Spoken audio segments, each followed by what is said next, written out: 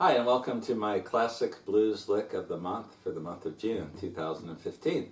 And this month we're going to take a look at a chord progression, chord sequence used by Johnny Guitar Watson in a tune called Getting Drunk.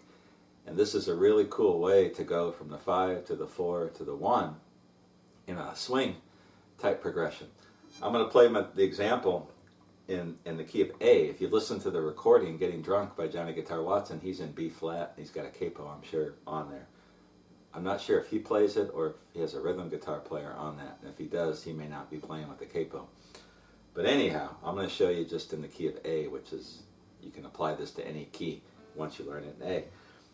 Start out with, I'm going to show you just a typical swing backing. If you don't know a lot of different chords and ways to use them, usually when you back up a swing tune, you just play the 1, the 4, and the 5. So I'm going to show you that. Then I'm going to show you how this little chord thing fits in. So we start out in A. I'm going to play a little swing thing all the way through in A. Start with an A6th chord. D9.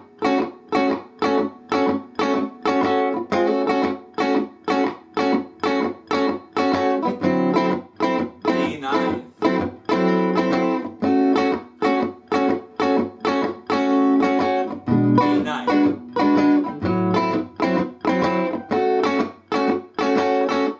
That's just the simplest way you could play this. And what I'm doing is just using a 6th chord, A6th, D9th for my 4, and then when I get to the 5, it's an E9. And that's a simple way to do it. But in the song Getting Drunk, which has kind of an odd timing and chord progression, there's a part where he goes from the 5 to the 4 to the 1, and you can use this little thing in any swing tune. I've used it before in other swing tunes doing the same thing. And what he does, let me play it all the way through and show you when I get there what I'm talking about. We'll do that again.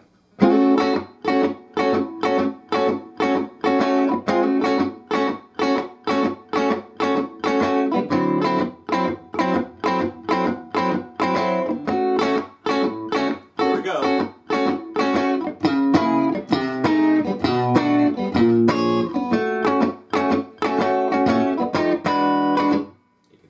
Turnaround if you want to. So instead of just doing this, I'm doing, which is pretty fun. Now that little progression there, whatever you call it, is a jazz type thing. I learned this from a Mickey Baker book, the Mickey Baker Jazz Guitar Book, Part 1, the first book. And to be honest with you, I went through that book and tried to do the lessons and learn all the chords. I learned a lot of chords, but I just honestly didn't know what to do with them, being a blues player. And then I heard this song, this Johnny Guitar Watson song, and I heard that one of these little progressions that Mickey Baker has you practice over and over again. And I thought, there, I can use that. And so let me show this to you and show you what he's doing. The chord names, I'll do my best on this. If I botch these, please let me know. But I've got the book right here, and there's 2 chords that I have no real clue what they are. So I have to look at the book to try to figure them out. So here he is in A, which is our 1. And to do that turnaround, when he gets to the 5, his first chord is right here. This is a C sharp 6th chord, I think. C sharp 6. My bass note there that I hit I'm going to get that with my 2nd finger is on the 9th fret of the 6th string. My 1st finger is on the 8th fret of the 4th string. And then just like a 9th chord, my ring finger is flattened out on the 1st, 2nd, and 3rd strings on the 9th fret. And then the way he plays it is a bass note, chord.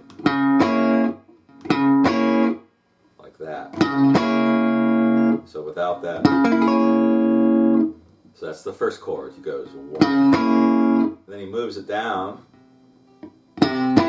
Whoops. Got my pinky and my 3rd finger reversed. To this chord, which is a 13th flat 9th chord.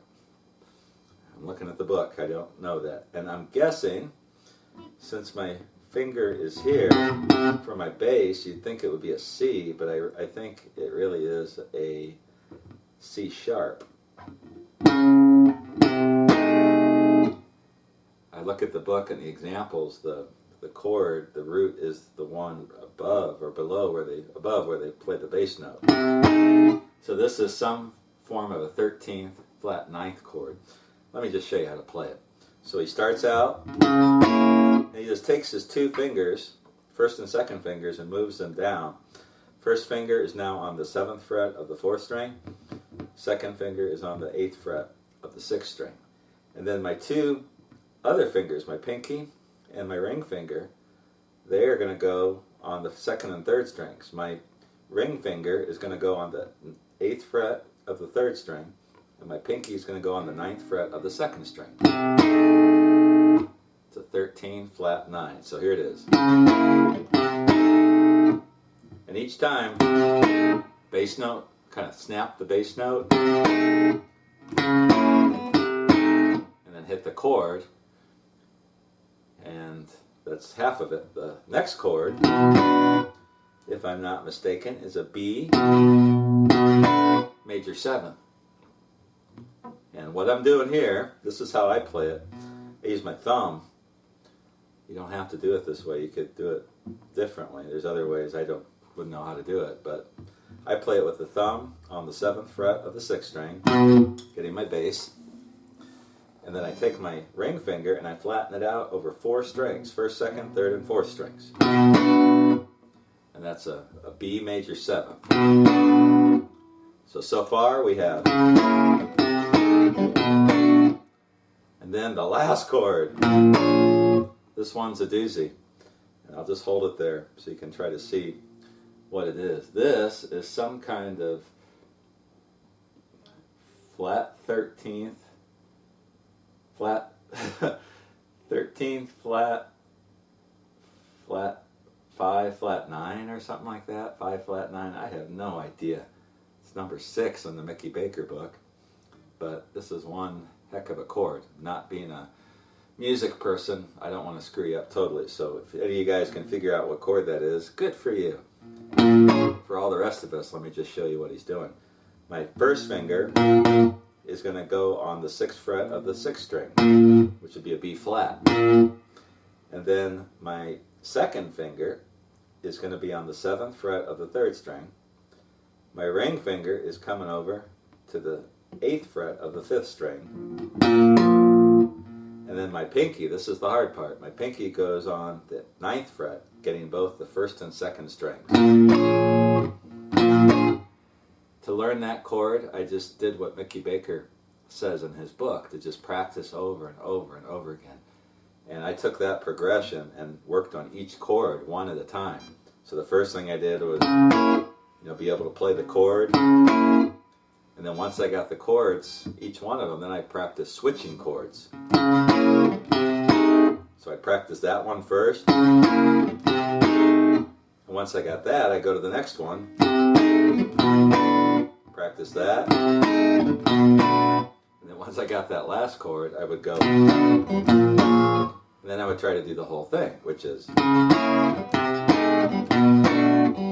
Whoop. I was thinking too much. Like that, and he goes back to the 1. So the bass line, you had a bass going, just walking down. Whoops, starts here. And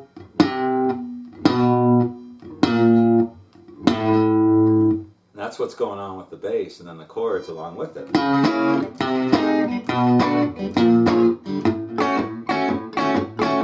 Into the 1 and the song.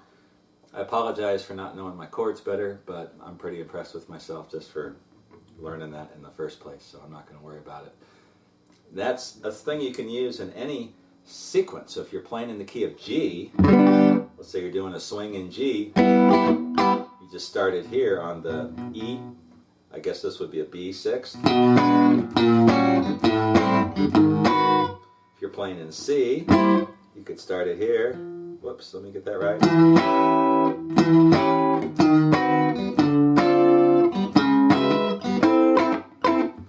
You can move it around and play it in different keys. Now in the Johnny Guitar Watson songs, I'm not sure if that's him playing the chords or if he's got another guitar player, and again, I'm not sure if that guy would be using a capo. But if you put a capo on, you can still figure out how to do it, because you're going to wind up like an E.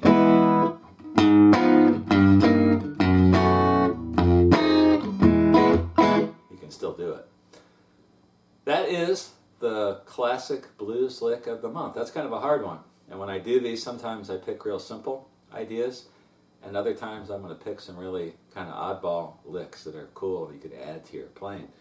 And in fact, next month I've got one from the repertoire of T-Bone Walker that I think you'll really like. It sounds really cool, but it's very simple to play. That one's hard. And so if you're just getting into this, then you want to learn the chords first. Get the chords and then practice switching them, and then you can put the whole thing together. Again, listen to the song Getting Drunk by Johnny Guitar Watson. And that's where I got this from. Hope you enjoyed this lesson. If you have any questions, comments, let me know. I'll have the tab available as soon as I can. I usually do those after I finish the lessons. And feel free to contact me if you have any questions. See you in July with another classic blues lick.